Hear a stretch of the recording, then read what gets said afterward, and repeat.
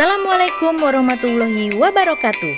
Pada kesempatan kali ini kami akan memaparkan hasil dari diskusi kami mengenai tugas kolaborasi modul 1.3 Visi Sekolah Guru Penggerak. Kami adalah kelompok 2. Berikut akan kami perkenalkan terlebih dahulu fasilitator kami, yaitu Ibu Sriningsi MPDI, dan pengajar praktik kami adalah Ibu Evelina MPD.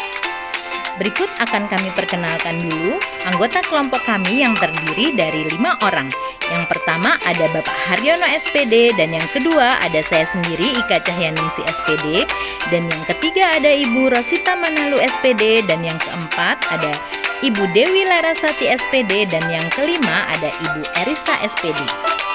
Berikut adalah visi dari anggota masing-masing kelompok kami. Yang pertama dari Bapak Haryono, yaitu mewujudkan peserta didik yang religius, berkarakter, kreatif, bernalar kritis, dan berwawasan global dalam ekosistem pembelajaran yang berpihak pada murid.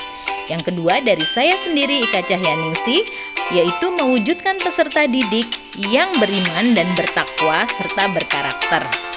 Dan yang ketiga dari Ibu Dewi Larasati, yaitu mewujudkan peserta didik berakhlak mulia, kreatif, dan bernalar kritis. Yang keempat ada Ibu Rosita Manalu, yaitu mewujudkan peserta didik yang berakhlak mulia, mandiri, berguna bagi lingkungan. Yang kelima ada Ibu Erisa, yaitu mewujudkan peserta didik berakhlak mulia dan mandiri. Berikut yang disimpulkan visi dari kelompok kami, yaitu terwujudnya peserta didik yang beriman dan bertakwa, mandiri, bernalar kritis, dan berwawasan lingkungan. Memahami alur berpikir dalam mengelola perubahan menggunakan paradigma inquiry apresiatif di sekolah dengan memperhatikan atap. Atap itu sendiri adalah hanya aset atau awal kekuatan positif atau potensi yang dapat diberdayakan yang harus dikembangkan. Dalam hal ini adalah di lingkungan sekolah banyak terdapat sisa sampah plastik dari makanan peserta didik. Kemudian yang kedua, T-nya adalah tantangan. Tantangannya adalah sampah yang menumpuk di tempat pembuangan sampah. Kemudian yang ketiga, A, aksi. Aksi di sini adalah memanfaatkan sampah plastik agar bermanfaat dalam dan memiliki nilai guna. Kemudian yang keempat, P-nya itu sendiri adalah pelajaran atau perubahan. Dalam hal ini di sekolah kami sampah plastik menjadi sedikit, peserta didik menjadi lebih kreatif dengan membuat karya seni yang bisa dijadikan hiasan di kelas. Kemudian hal yang harus dilakukan merumuskan visi, diturunkan menjadi prakarsa-prakarsa perubahan, kemudian digunakan bakja dalam prakarsa perubahan tersebut.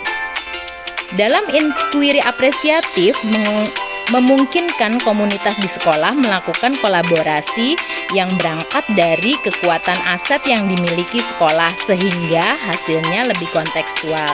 Dalam hal ini, aset yang dimanfaatkan yang pertama kepala sekolah, guru, murid, paguyuban orang tua, lingkungan sekolah, dan sarana prasarana sekolah. Kemudian berikut ini adalah rencana perubahan prakarsa.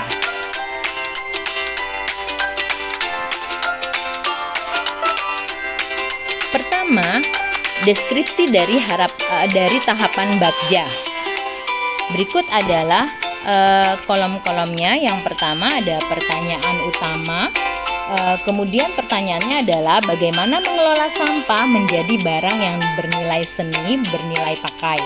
Kemudian tindakan penyelidikannya adalah yang pertama, rapat koordinasi pembentukan tim dengan kepala sekolah dan guru yang akan melaksanakan P5. Kemudian yang kedua, membaca literatur. Yang berikutnya adalah ambil pelajaran. Pertanyaannya adalah yang pertama, sekolah mana yang sudah berhasil menerapkan P5? Yang kedua, aktivitas yang dilakukan. Yang ketiga, keterampilan apa saja yang dihasilkan. Kemudian tindakan atau penyelidikannya, yang pertama mencari tahu contoh nyata sekolah yang telah menerapkan P5 dengan baik.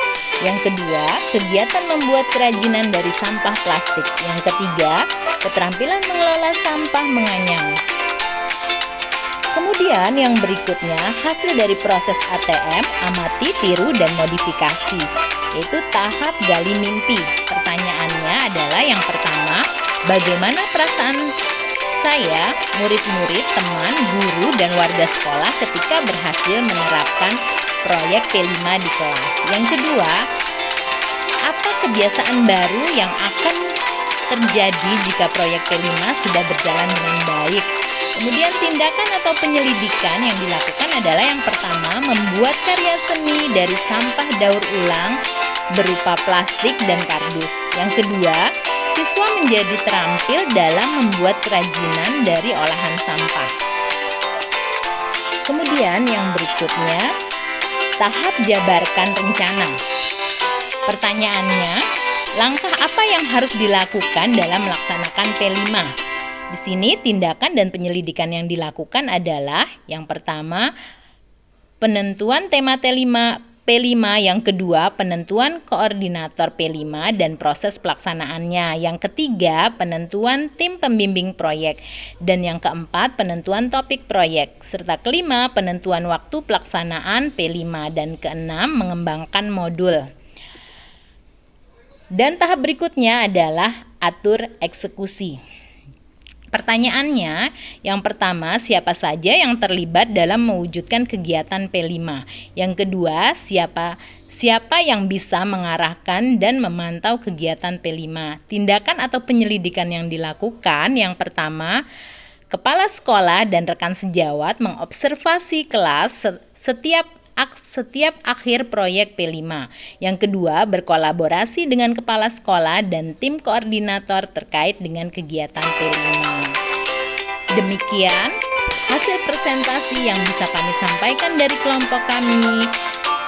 Terima kasih, salam dan bahagia Bapak dan Ibu guru hebat. Wassalamualaikum warahmatullahi wabarakatuh.